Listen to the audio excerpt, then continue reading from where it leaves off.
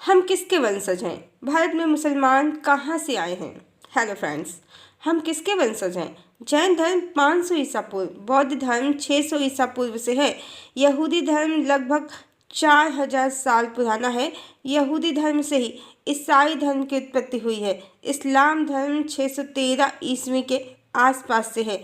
इस तरह बौद्ध धर्म इनमें सबसे पुराना है। जैन धर्म और बौद्ध धर्म भारत से ही उत्पन्न हुए हैं, जबकि यहूदी, ईसाई और इस्लाम मिडिल ईस्ट से उत्पन्न हुए हैं। बौद्ध धर्म भगवान बुद्ध के अनुयायियों द्वारा चलाया गया है, अन्यथा भगवान बुद्ध के पिता एक हिंदू राजा ही थे जिनका नाम सुद्धोधन था, और भगवान बुद्ध जिस कुल में जन्मे थे वो कुल भगवान राम का ही वंशज माना जाता है। पर सनातन कहीं या हिंदू, इतना ही हमारा इतिहास नहीं है। एक अयोध्या तो भारत में है, पर एक अयोध्या थाईलैंड में भी है, जिसे अयोध्या कहा जाता था। थाईलैंड के अंतिम शासक वंश को राम कहा जाता है, और श्याम का देश थाईलैंड का पुराना नाम है। थाईलैंड में रामायण बहुत प्रचलित है। रामायण को वहाँ रामकियन कहते हैं, जो थाईलैंड की राष्ट्रीय पुस्तक है।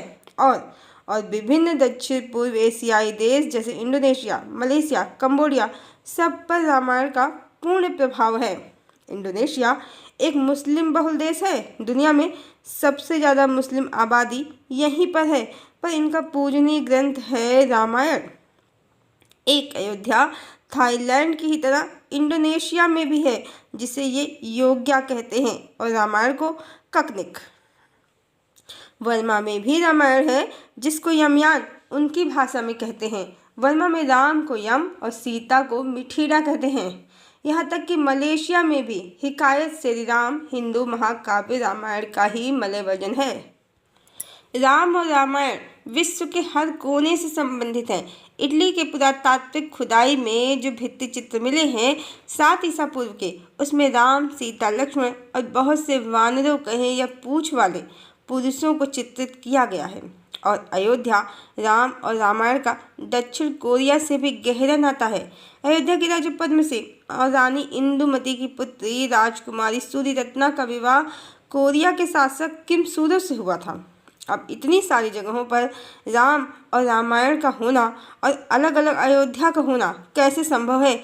चूँकि सनातन धर्म कोई 2, 4, 50 या 60 हजार वर्ष पुराना नहीं, सनातन है।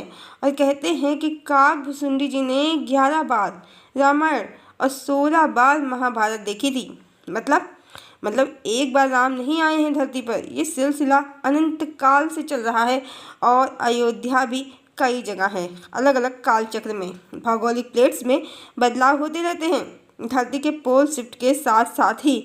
इसीलिए कई स्थानों पर अयोध्या भी है और राम वहाँ जन्मे भी हैं। और सनातन की मान्यता अनुसार सुर, नाग, गंधर्व, दानव सभी कश्यप ऋषि की संतान हैं। मान्यता अनुसार इन्हें अनिष्टनेमि के नाम से भी जाना जाता है। इनकी माता कला कलदम ऋषि की पुत्री थी, और इनकी पत्नी अदिति के पुत्र विवस्वान से मनु का जन्म हुआ है। और मनु के इक्ष्वाक, मृग, धृष्ट, सरियाति, नरिष्यंत, प्रांस, नाभाग, दृश्य, करुष और प्रसिद्ध नामक 10 श्रेष्ठ पुत्र थे। इक्ष्वाक वंश में ही भगवान राम का जन्म हुआ है, और जैन धर्म के तीर्थंकर निमि भी इसी कुल में पैदा हुए थे। आधुनिक विज्ञान, डार्विन और लैमार्क की थ्योरी सनातन के गौरवशाली इतिहास, स्वर्णिम और भव्य पुरातन जीवन शैली के आगे बच्चों की काल्पनिक कहानियों से भी ज़्यादा मनोरंजक लगते हैं। और वेद और उपनिषद, श्रीमद् भगवद गीता के ज्ञान के आगे तो आज पूरा विश्व नतमस्तक है। अमेरिका को सनातन में पाताल नगरी कहा गया है। राजा बलि की नगरी है ये। और बलि कौन है? दैत्यराज भक्तराज प्रहलाद के पौत्र हैं वो। हरदोई से निकलकर उन्होंने अपने शासन का विस्तार पाताल नगरी में किया था। पहले से ही पुरातन काल से ही सनातन ही एकमात्र समस्त जगत में रहा है, और इसका केंद्र भारत ही है। चाहे धर्म हो, ज्ञान हो या विज्ञान, अर्थ या गणित, सारा ज्ञान यहीं से विश्व में फैला है। पश्चिम की धार्मिक किताबें भारत के अध्यात्म, वेद, उपनिषद और श्रीमद् भगवद गीता के आगे तिनके के बराबर भी मूल्य नहीं रखती हैं। ये तो आज वो भी मानते हैं, और इसीलिए पश्चिम के कितने ही महान व्यक्तित्व जो हुए हैं, उन्होंने अपनी आत्मिक और भौतिक उन्नति का कारण और आधार श्रीमद् भगवद गीता को ही बताया है। आइए आइए अब ये भी जान लेते हैं कि भारत में मुसलमान कहाँ से आए हैं। तो भारत में मुसलमान कहीं से नहीं आए हैं, ये सभी इसी मिट्टी से जन्मे हैं। जैसे हम भगवान राम के वंशज हैं, ये भी भगवान राम के ही वंशज हैं। मुगल आक्रांता भारत अवश्य आए थे, पर वो अपनी प्रजा लेकर नहीं आए थे। यहीं के लोगों पर शासन किया था उन्होंने, जो उनके भय से कन्वर्टेड हो गए थे, मुसलमान बन गए थे, वही भारत के मुसलमान हैं। अब तो मुसलमान शासकों के भी गिने चुने ही वंशज शेष हैं भारत में, और जो भारत के मुसलमान हैं उनकी पीढ़ी यदि निकाली जाए तो हर चौथी पीढ़ी के बाद जो पांचवी पीढ़ी होगी पास्ट में, तो वो हिंदू ही निकलेगी। हम स्वयं उत्तर प्रदेश के आजमगढ़ के निवासी रहे हैं। मुस्लिम बहुल इलाके में हमारा पैतृक निवास था, और वहाँ के सभी मुस्लिम स्वयं बताते थे कि वो पहले हिंदू ही थे।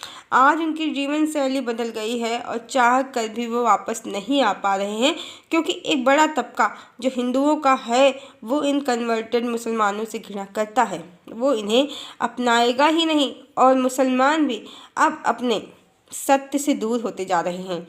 अन्यथा हमारा पैतृक निवास जिस क्षेत्र में था वो मुस्लिम बहुल ही था, और हमारे पिता एक धार्मिक व्यक्तित्व थे जो हर रविवार को वहाँ के मुख्य काली मंदिर में गायत्री हवन का कार्यक्रम कराते थे। आरएसएस और भाजपा उनका पॉलिटिकल क्षेत्र था। वो अपनी विचारधारा को लेकर बिल्कुल निश्चित थे, पर फिर भी कोई भी मुस्लिम उनका दुश्मन नहीं था, बल्कि प्रतिदिन शाम को मुस्लिम बच्चे हमारे घर पर पढ़ने भी आते थे।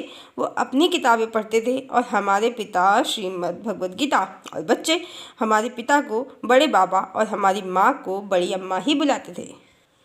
और हमारे विवाह में जो फर्नीचर दिया गया उसे बनाने वाला भी मुस्लिम ही था, और हमारे पिता के कहने पर उसने हमारे ड्रेसिंग टेबल पर बड़ा सा ओम भी बनाया। भारत के मुसलमान राम के ही वंशज हैं। सिर्फ राजनीतिक दलों ने भगवान का बंटवारा कर दिया है, और अपना उल्लू सीधा करने के लिए लोगों के मन में घृणा के बीज बो दिए हैं।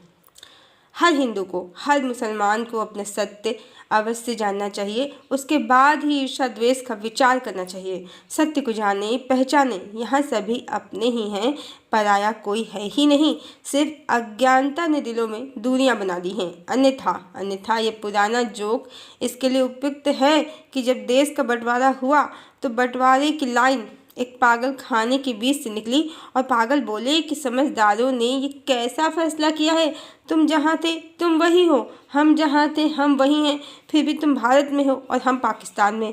भेद दिलों में है, वही जमीन पर दिखता है, उसे हटाना होगा, तभी सही अर्थों में रामराज होगा। हरिओम।